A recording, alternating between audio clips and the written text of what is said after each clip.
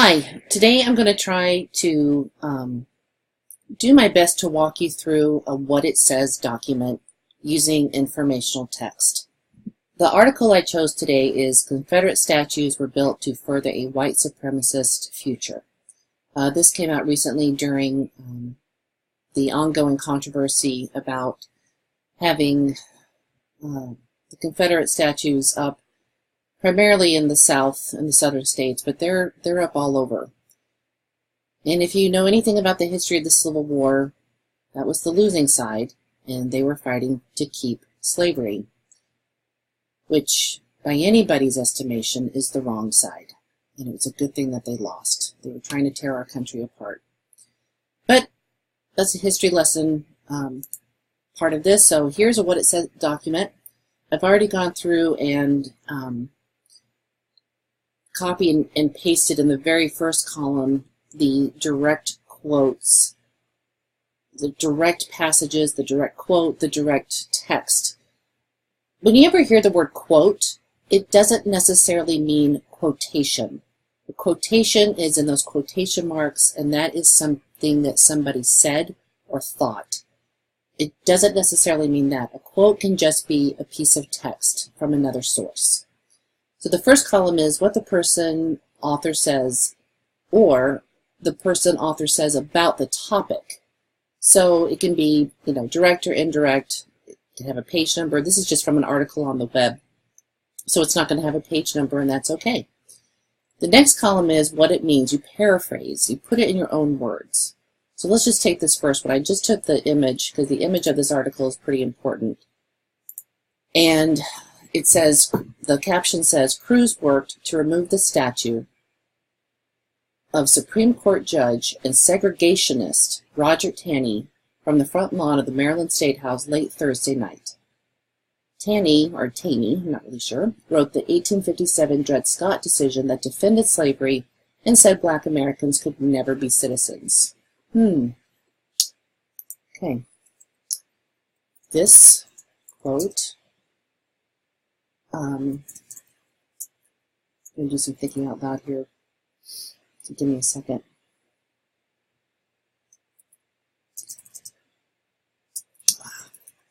Pause that a little bit.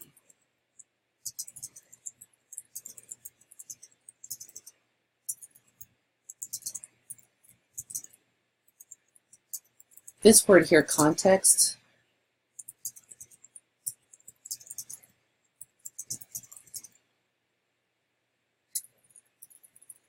is really important because context means it's not just some guy in a bunch of robes. He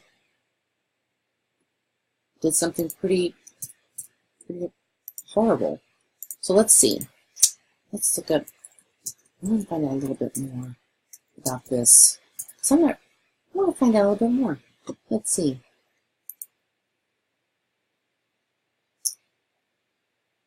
So that's the thing. It's like, even though I learned it back when I was in school, I want to refresh my memory, and you may not have heard of this before.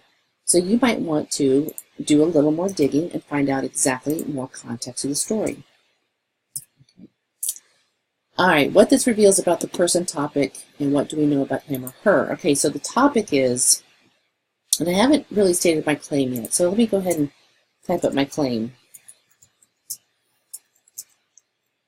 Confederate statues should come down and be placed in a museum or some other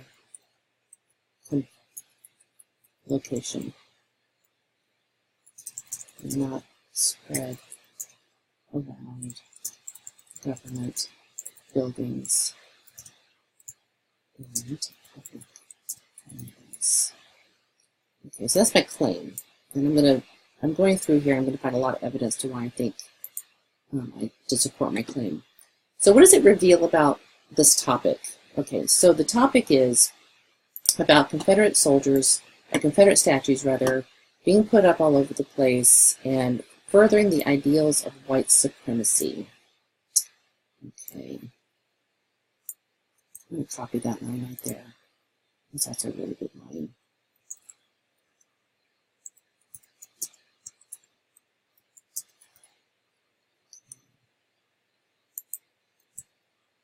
This is a really important thought here. And specifically to this right here, to this quote here, right here, this caption, by having a statue of Roger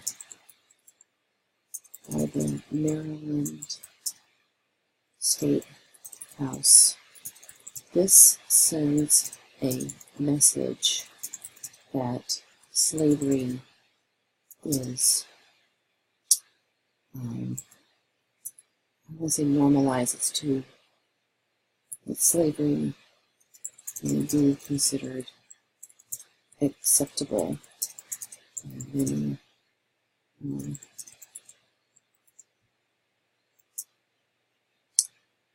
He is, let me see.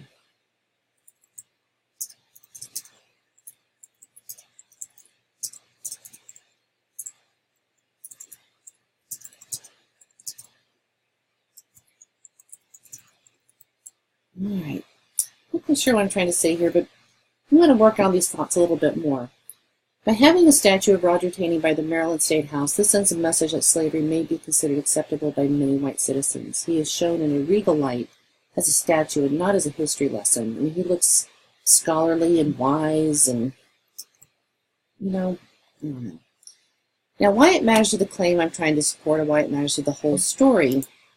So this little piece right here, this piece of having this one statue, having a statue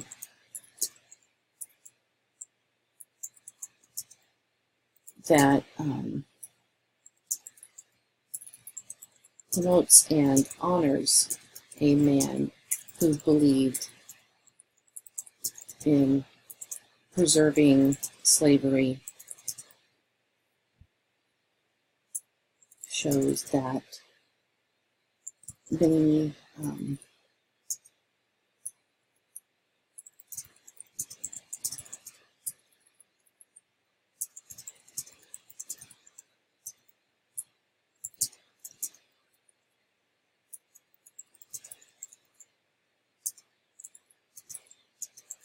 I need to work on this a little bit more too. Having a statue that promotes and honors a man who believed in preserving slavery shows that our nation's not moving past and reconciling with our past. And it's rewriting history with this bias. Meaning, if you have a statue of a man who's like, oh, he looks like a scholar, he looks awesome, he looks like an honorable man. Well, no, he was defending slavery, and that hurt our country, and it's still hurting our country, and we're not healing. So just this part here, just from this one little segment, I found a lot of rich thoughts. Now, the next thing I'm going to do is I pulled out this quote here. The most recent comprehensive study of Confederate statues and monuments across the country was published by the Southern Poverty Law Center last year. A look at this chart, and there's a chart on the article, shows huge spikes in construction twice during the 20th century, in the early 1900s and then again in the 1950s and 60s. Both were times of extreme civil rights tension. That's really important. And that's the thought that I'm going to extrapolate in these columns. I'm going to paraphrase what this says here. I'm going to say, what does it reveal about the article? What does it reveal about the author? And the author points out very clearly, by using the graph as evidence, that if those were times of civil rights tensions, that means that the people who are racist and were trying to keep African Americans in a place of institutionalized poverty and oppression, that sends a pretty clear message that if you're going to promote the losing side, the horrible side during those times, you're sending a message. Yeah, you guys, it's just sending a really strong message. And that message here is what I'll talk about more in the last, how it's going to reveal over the long thing, over the big article. So this is a lot of thinking. This takes some thought, and it takes time to really extrapolate and pull out what you want to say about an article. But it can be done. It can be done with an informational article, argumentative, whatever it is. It can certainly be done with literary text, a poem or a story. You're building your thinking. You're taking it from level 1, just what it says, and you're building it, and you're putting it in your own words so you can kind of explain it to yourself. And what does it tell you? And what does it mean to the whole big picture right here? Please be patient with yourself when you're doing this. It takes time to work this out. I've been doing this for a few years, and every time I get a new article or I get something new, I have to think about it in a new way. So have your thinking grow.